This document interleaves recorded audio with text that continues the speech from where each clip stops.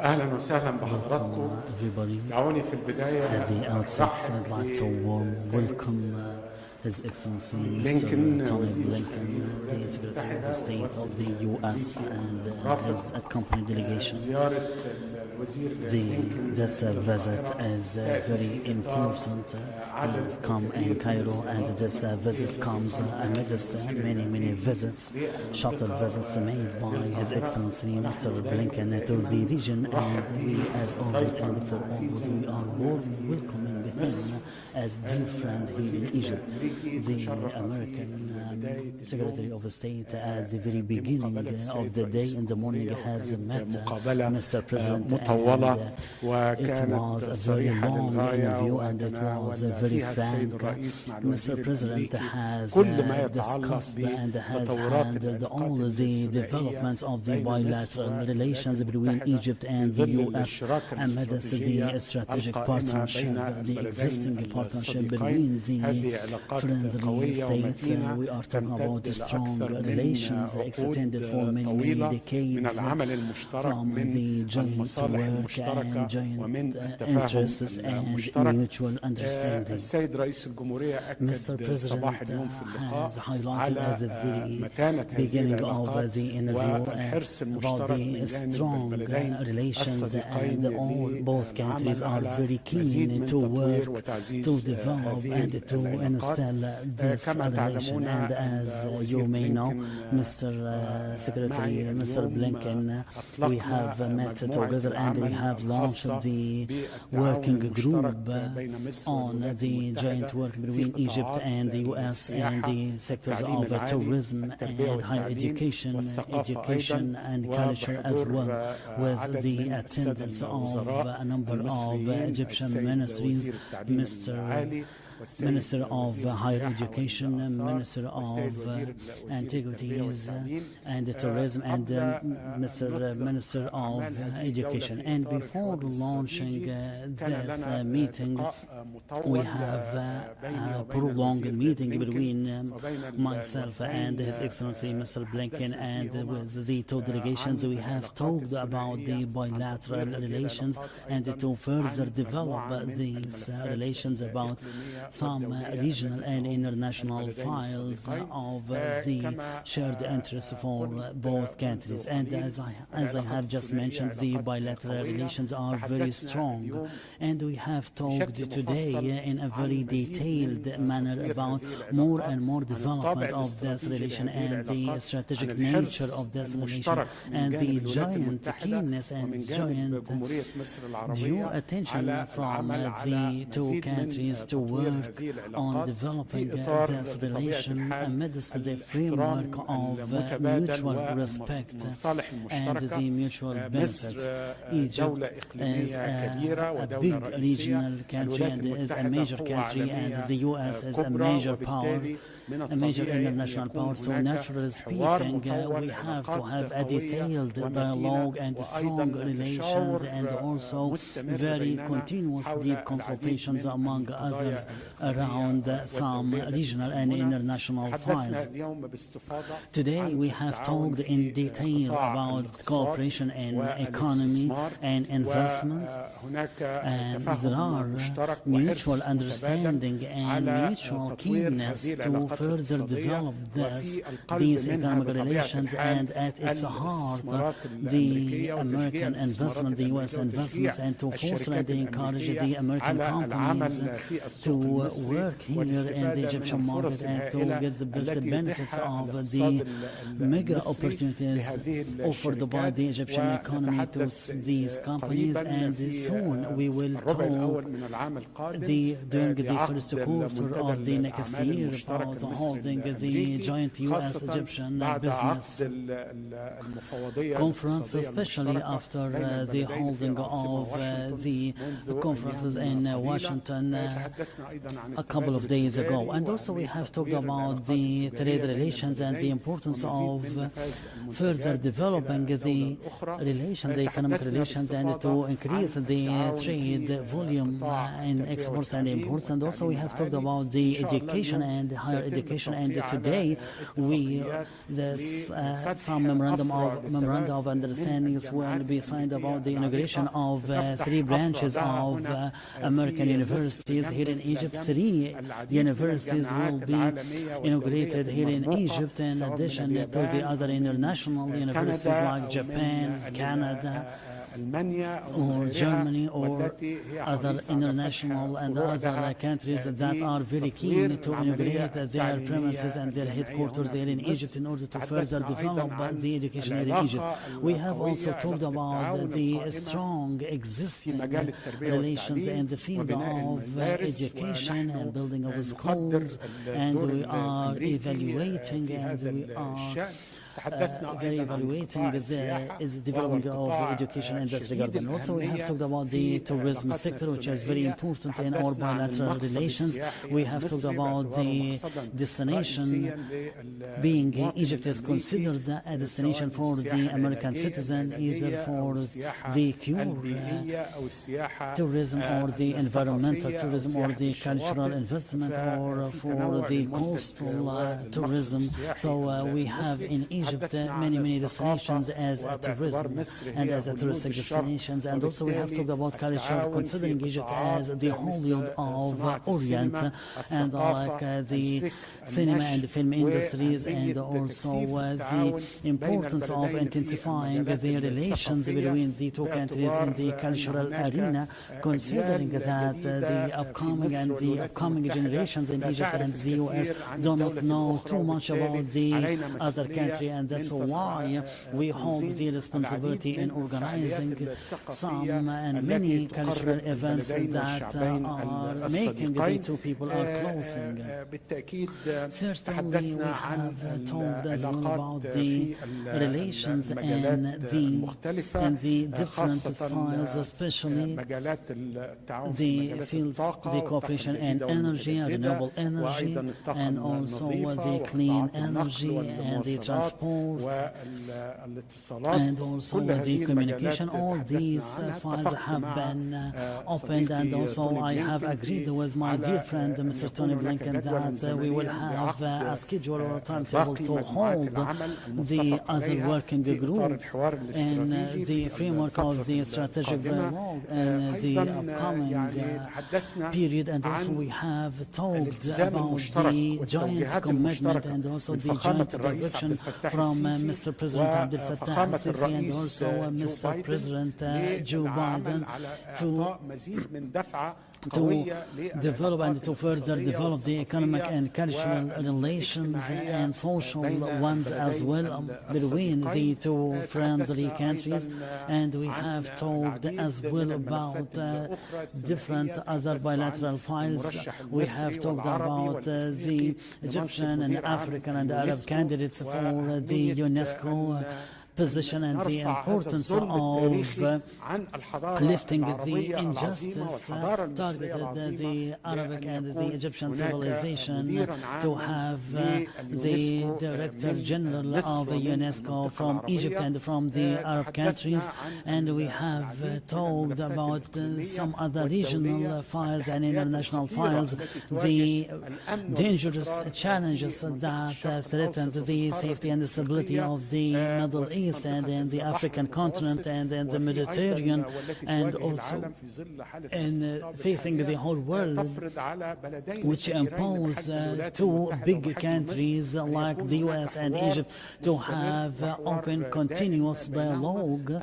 And we have, from my own side, I have talked about the national strategy for human rights and the Egyptian achievements and also the Egyptian efforts exerted in implementing this strategy, because on behalf of myself as the chairperson of the Supreme Committee of Human Rights, not for the satisfaction of any external partner, but for the very benefits of the Egyptian people, and also because the Mr. President of Egypt is very keen to launch this national strategy within the comprehensive concept of human rights, which focuses on the civil, political rights and also the economic, rights and the social rights and the cultural rights as well.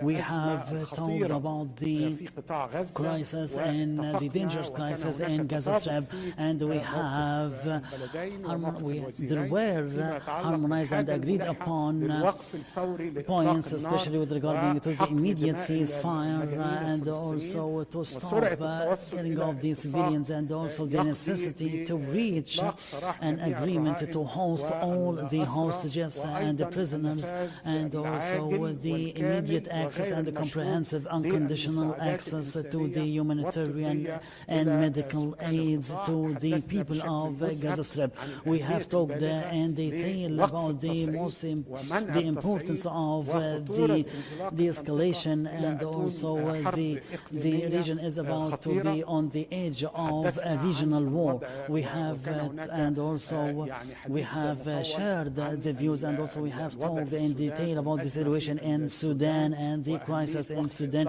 and the importance of achieving a ceasefire, and the importance of providing the humanitarian aids towards the Sudanese people. And I have talked about the importance of not putting the Sudanese army in the same equation with any other partner, and the importance of working on activating the role of the Sudanese institutions in order for the Sudanese state to maintain the sovereignty of Sudan.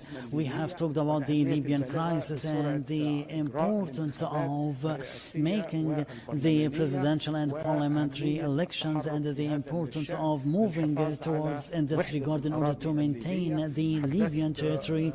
And we have talked as well about the issue of water, considering this issue as an existential issue for Egypt.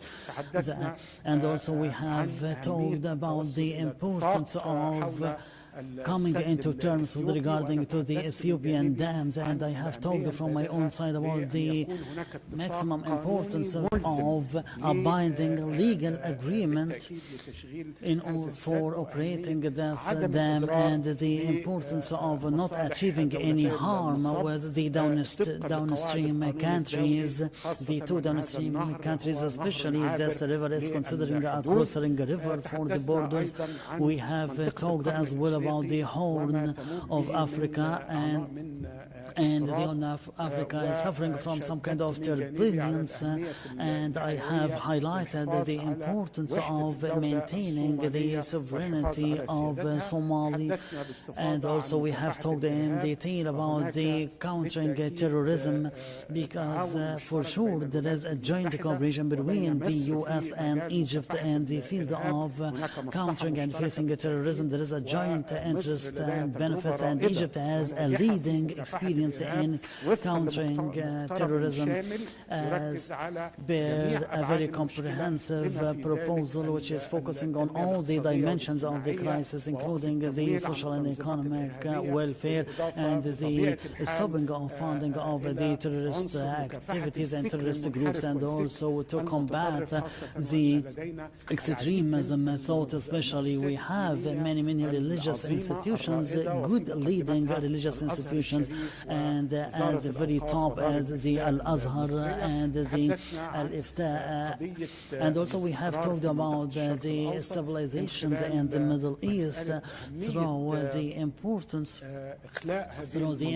of evacuating this region from all the mass destructing weapons, especially the nuclear weapons, and we will continue our consultations and our cooperations, and this is a very strong strategic solid relations that achieve the benefits of the two countries based on the mutual respect and based on the respect of the sovereignty of the states, and we have the joint responsibilities to achieve stability in this important region. Again and again, I'd like to warm welcome Mr. Secretary of State, Mr. Blinken in Egypt and his company delegation, and over to you. The floor is yours, sir. Thank you.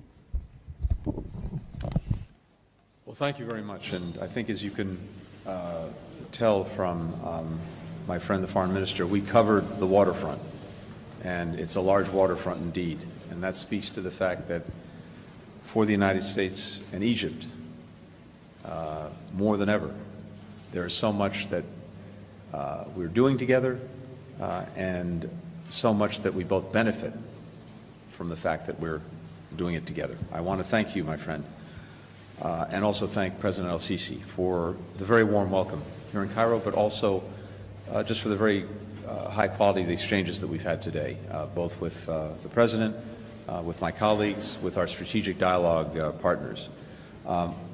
We had this opportunity today to kick off the strategic dialogue, and that really underscores the commitment that both of our countries have to work to continuously strengthen what's been a century-long relationship and strengthen it in a way that's focused on delivering for our people. That's what it's all about. And I really, to you, Badr, want to thank you and thank your entire team for hosting this dialogue and for getting it off to a very good start. We made progress on many of our priorities today, including Egypt's development, its growth, its governance. And I'm announcing $129 million in new funding to support these efforts, from providing hundreds of higher education scholarships to encouraging entrepreneurship among young people to improving rural health. Together, we are enhancing economic cooperation. We're advancing broad-based opportunity for Egyptians and Americans. We're helping women-owned small businesses get greater access to financing. We're expanding foreign direct investment beyond the more than 1,000 American companies already present in Egypt. The United States is supporting Egypt as it continues to reform its economy to become even more dynamic, even more competitive. In Washington, earlier this month, we hosted the second U.S.-Egypt Joint Economic Commission to grow our economic cooperation. For instance, making progress on a bilateral agreement that will help unlock greater private sector participation and investment here in Egypt. Next month, the United States Trade Representative will host talks between our countries to identify additional steps, like fostering an open and predictable trade environment that will further boost commercial ties and help Egypt attract more trade and more investment.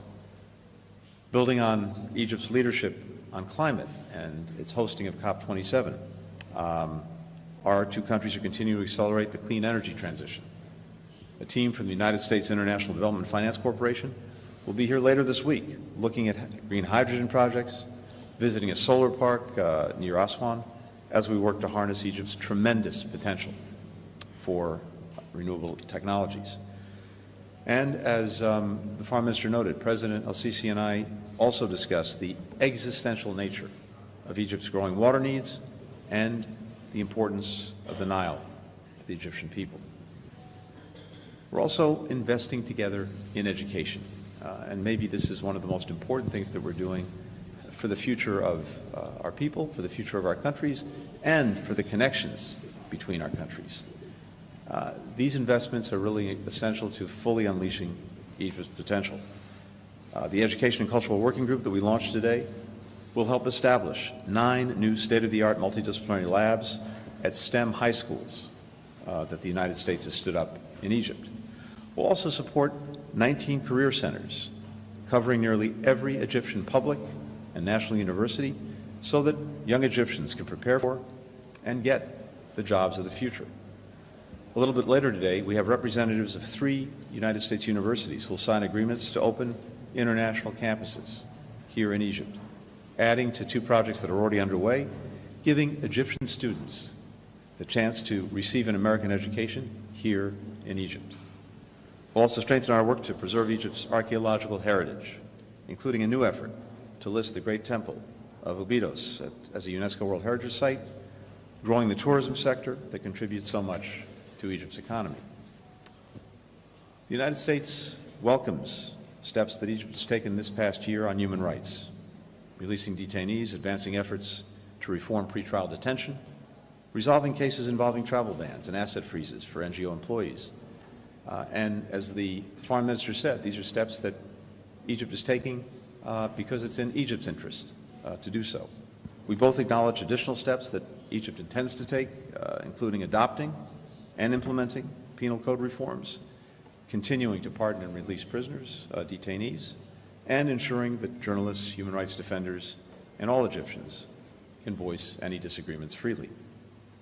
There's strong bipartisan interest in the United States Congress to seeing Egypt continue to make this progress, and respecting and safeguarding fundamental freedoms can only strengthen the partnership between our countries and, as the Foreign Minister himself says, benefit the Egyptian people. That's why Egypt is engaging in this course. We discussed how we can enhance long-standing security cooperation, whether that's Egypt's major peacekeeping contributions in places like South Sudan, the Democratic Republic of Congo, or, as the Minister mentioned, the fight against ISIS and other extremists in the Sinai Peninsula. Egypt continues to be an indispensable partner in pursuing a ceasefire in Gaza, one that brings the hostages home, that relieves the suffering of the people of Gaza, and creates the foundation for an enduring peace. I thank the President and the Foreign Minister and other colleagues for Egypt's commitment to this work, and we discussed the importance of getting this deal across the finish line, something we'll continue to pursue along with our Qatari counterparts. We all know that a ceasefire is the best chance to tackle the humanitarian crisis in Gaza, to address the risks to regional stability, risks that I know are felt viscerally here in Egypt.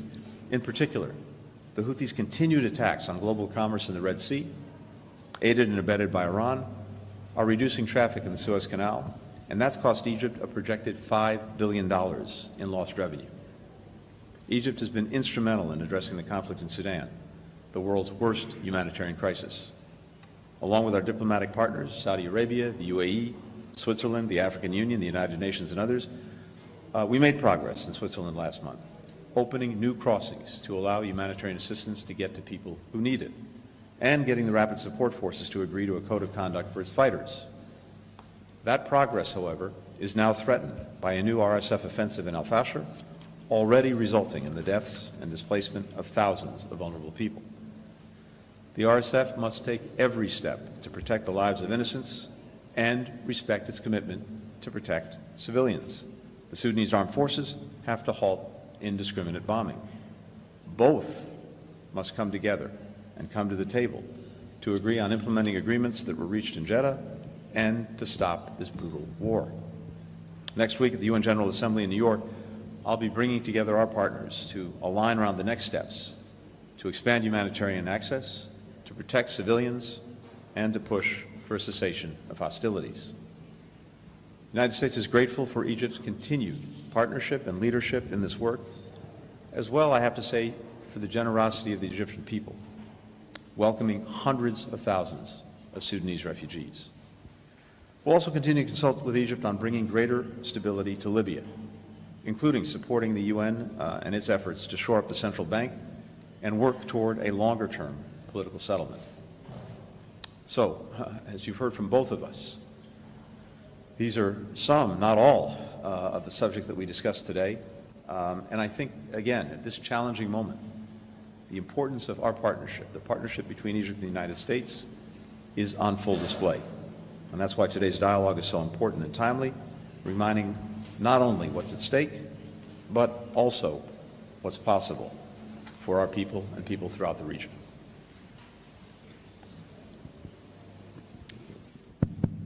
هناخد سؤالين لسيادة الوزير وسيادة الوزير الخارجية الأمريكي. سمير عمر سكاي نيوز عربية. سمير عمر سكاي نيوز عربية. سمير عمر سكاي نيوز. دكتور بدر عبدالعاطي. دكتور بدر حضرتك أجريت بالأمس Yesterday you have made phone calls with the Prime Minister of Lebanon in order to declare the supporting of Lebanon. So with regarding to your statement yesterday and with regarding to what has happened yesterday in Lebanon is considered a great aggression against Lebanon. What has happened yesterday is considering a continuation of Israel, and this can affect the relations of the negotiational stance. And the question to Mr. Blinken, don't you think that Israel, while enlarging their actions in Lebanon and in the West Bank and in other regions, aren't considering your own guidance and your own directions, and Israel are not following the path of a ceasefire? What about the American stance with regarding to Netanyahu's situation? شكرا جزيلا. Thank you. With regarding to the Egyptian stance, it is very clear. Egypt is against any unilateral actions that can attack the sovereignty of Lebanon. We are in a full solidarity with the government of Lebanon and the people of Lebanon. We have condemned and we will condemn any targeting of the Lebanese sovereignty, and certainly any unilateral actions towards the escalation must be condemned and is totally rejected and does not encourage any stability.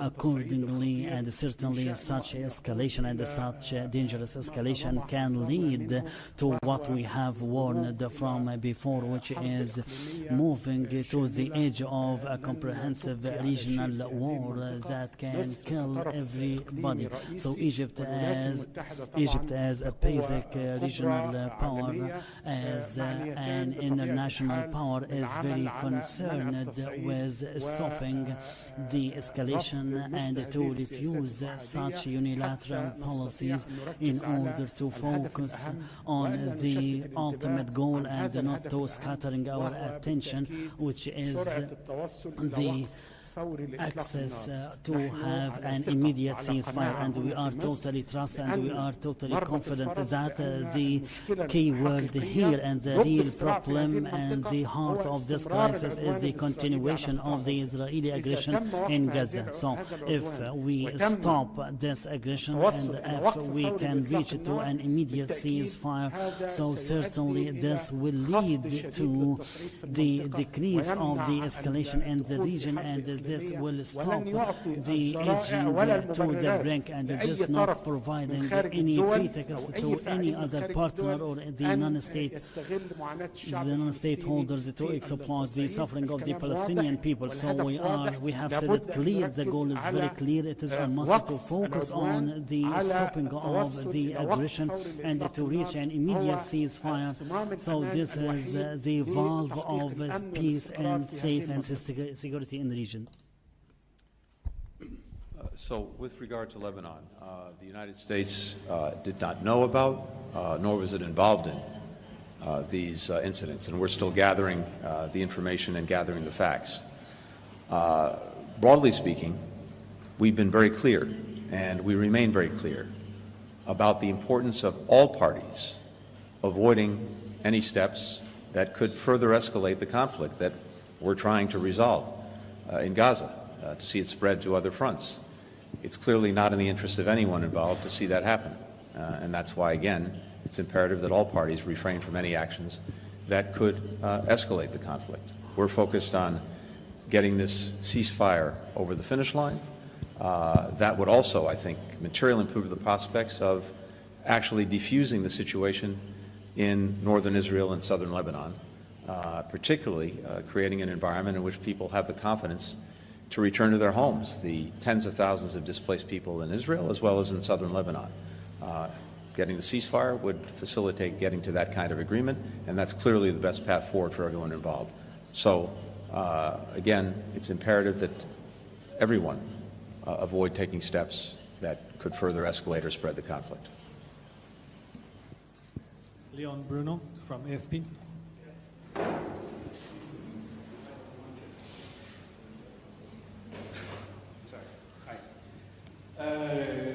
Thank you for doing this, and thank you for your hospitality, Prime Minister. Mr. Secretary, I'll try to be short for once. I'm sure you'll be happy about that. In your meetings today, did you submit any new ideas to bridge the remaining gaps to get to that elusive ceasefire in Gaza? And what are your expectations now?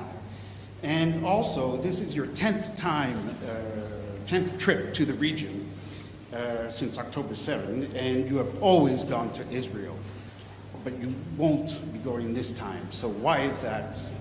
Is it because of tensions with the government of Israel?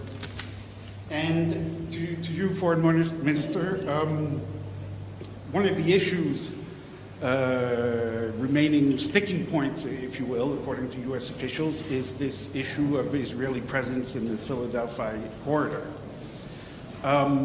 Would you, as Egypt, of course, accept any extended Israeli presence in the corridor or not? Is that a definitive no?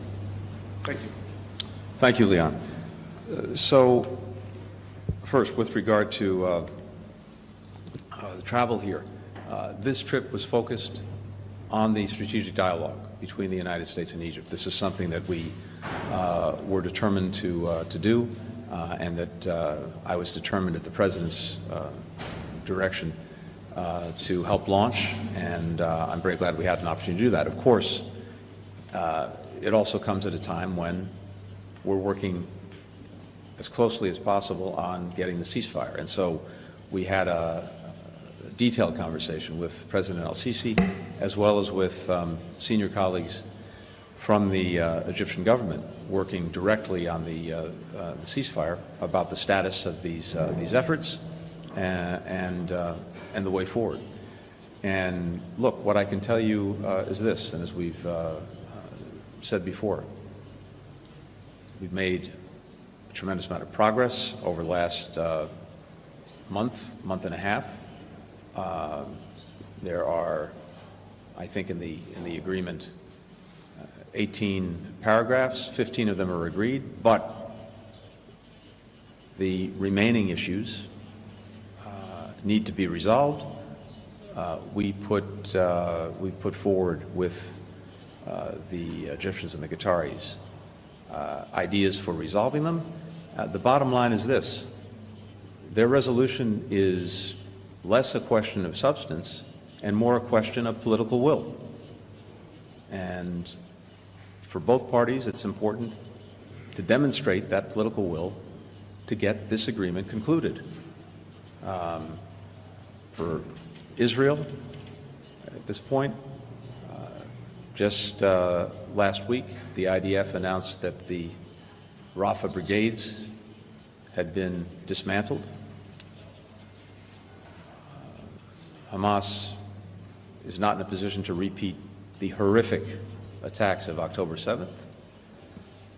Concluding a ceasefire agreement would bring the hostages home, and, as I mentioned a moment ago, would also open important prospects for resolving other high-tension areas, including in northern Israel and southern Lebanon with Hezbollah, the Red Sea, and other places, all of which is in Israel's interest, as well as opening up opportunities to move in a very different direction in terms of strengthening Israel's security and place in the region far into the future.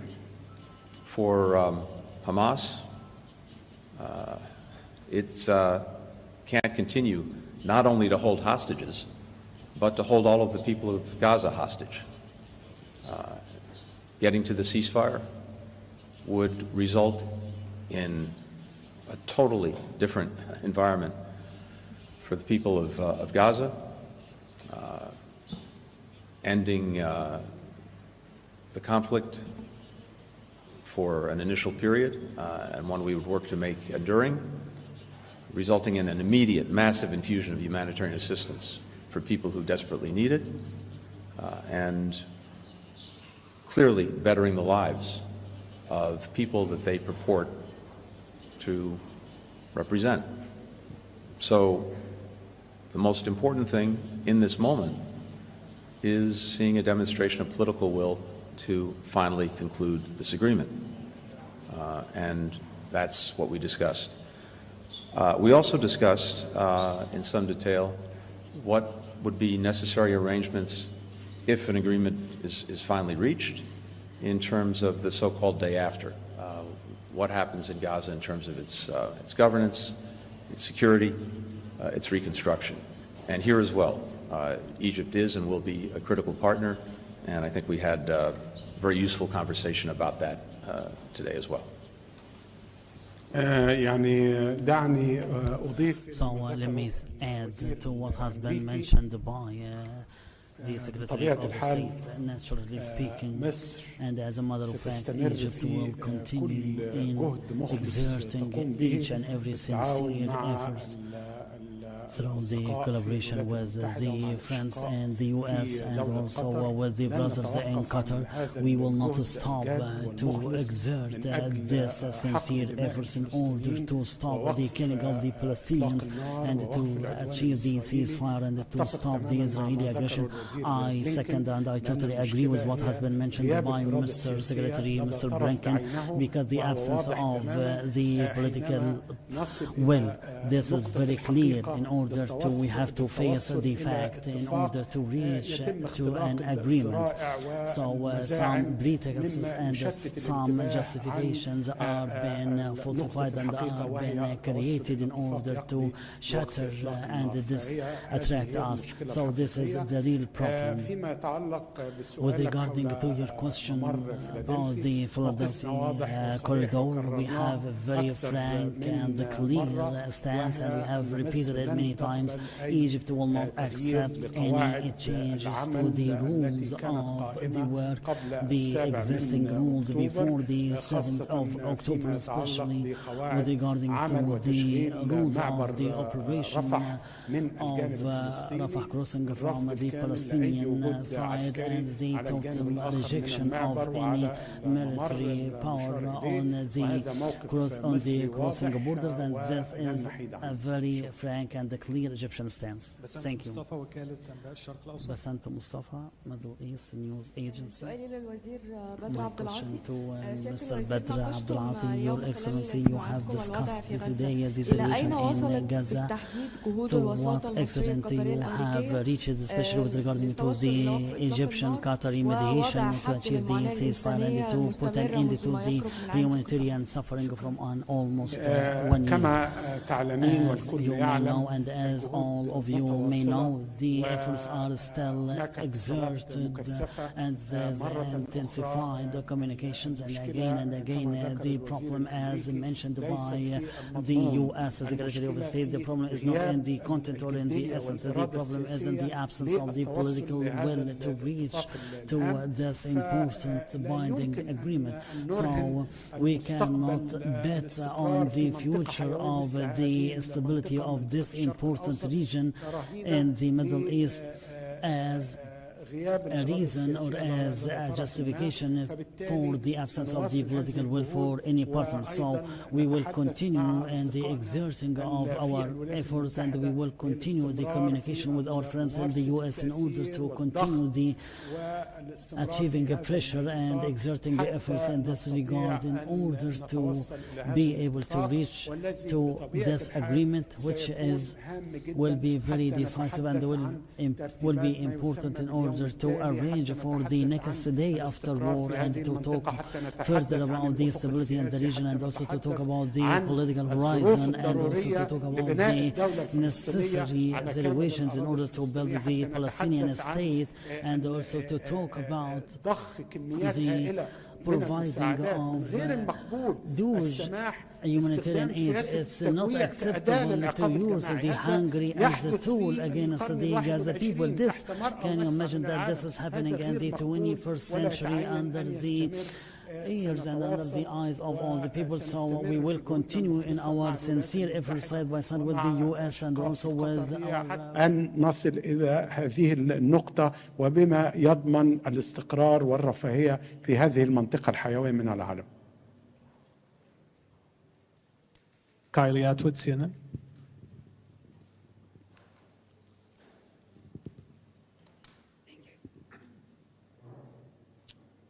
Thank you. It's 1 minute here.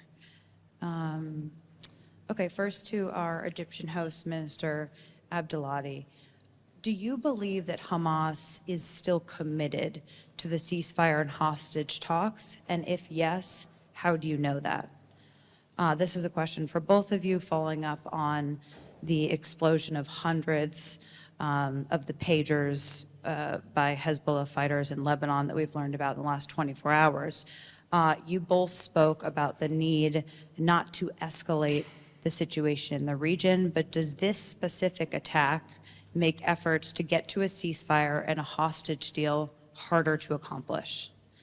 And then Secretary Blinken, two for you. I will not be as short as Leon. how much do you expect this attack by Hezbollah, this attack on the Hezbollah pagers could impact their operations, given that they now have a communication system that's down, they have at least 9 people dead and thousands injured. And you said that the remaining issues are yet to be resolved between Israel and Hamas when it comes to the hostage and ceasefire talks. But what has changed for us? Can you help us understand? Earlier this month, U.S. officials are saying that the U.S. was going to put a new proposal on the table within days, and we haven't seen that. Do you need to see a demonstration of political will from both sides that you just spoke to before putting that new proposal on the table? Thank you. شكرا جزيلا. فيما يتعلق بالسؤال الأول، طبعا مصر تتعامل مع حماس كفصيل وطني فلسطيني، ومن اتصالاتنا المستمرة والدورية مع حماس هم يؤكدون بما لا يدع مجال للشك التزامهم الكامل بالاتفاق والتفاهمات التي تم التوصل إليها في 27 مايو الماضي، وأيضا بالتعديلات التي وردت في ورقة الثاني من يوليو الماضي. هناك التزام من جانبهم بما تم التوصل إليه من تفاهمات في هاتين الورقتين في 27 مايو وفي 2 يوليو، وهذا هو ما يتم نقله لنا بأنهم ملتزمون تماما بما سبق التوصل إليه من تفاهم في هاتين الورقتين. بالنسبة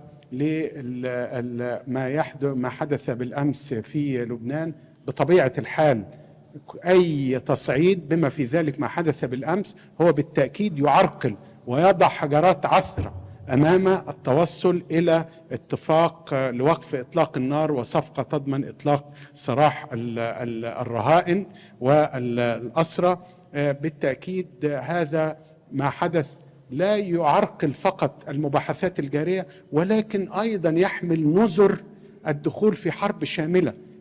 كما ذكرت، هناك احتمال لوقوع أي خطأ من هنا أو هناك قد يؤدي إلى الولوج إلى حرب شاملة في المنطقة، وهذا أمر خطير للغاية. لذلك أهمية وقف التصعيد، أهمية التوقف عن أي سياسات أحادية، أهمية التوقف عن سياسة الاغتيالات، كل هذه السياسات مدانة ومرفوضة في آن واحد.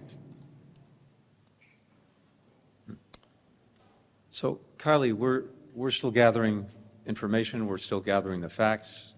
I can't tell you in this moment what impact this will have. I certainly can't speak to what impact it might have on Hezbollah and its operations. That would demand other expertise. And again, it's also necessary to fully understand what's happened, and we're still in the process of doing that. One of the hallmarks, if that's the right word, of this effort, this extensive effort by the United States, Egypt, and Qatar to get to a ceasefire, to be the mediators, and to get it across the finish line, one of the hallmarks has been that it's a complicated process, and even the communications involved are complicated for obvious reasons, so things take time. And time and again, we've seen that in the intervening time, you might have an event, an incident, something that makes the process more difficult, that threatens to slow it, stop it, derail it. And anything of that nature, by definition, is probably not good in terms of achieving the result that we want, which is the ceasefire. Just a few weeks ago, we had just had a very productive session on trying to finalize one of the big outstanding issues, which deals broadly with the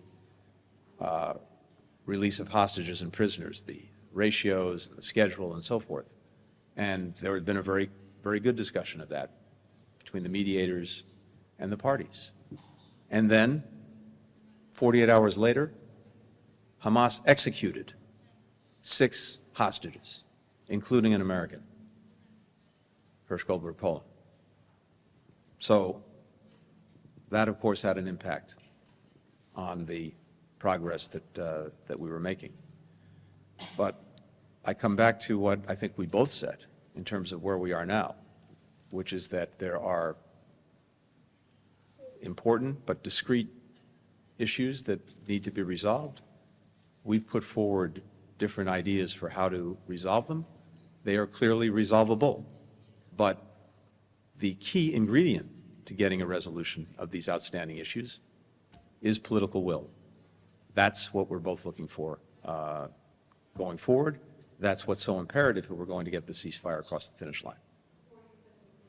Table, you have to see political will demonstrated in some way? No, we put our ideas on the table, and again, there's a process in going back and forth, getting reactions, getting responses, or sometimes not getting responses. But I think well, I don't want to speak for my friend, but I think as we see it, what's missing in this moment to get this across the finish line is clear political will. If that will is present, this agreement gets done. If this agreement gets done, it has immediate and incredible benefits for everyone involved, starting with the hostages coming home and the people in Gaza getting immediate relief, and then opening much broader prospects for peace, for security, not only in Gaza, but throughout the region. So the interests, I believe, are clear, and now the question is getting that final bit of political will to get this done and get us all moving forward. Thank you very much. Thank you. Thank you, my friend. See you.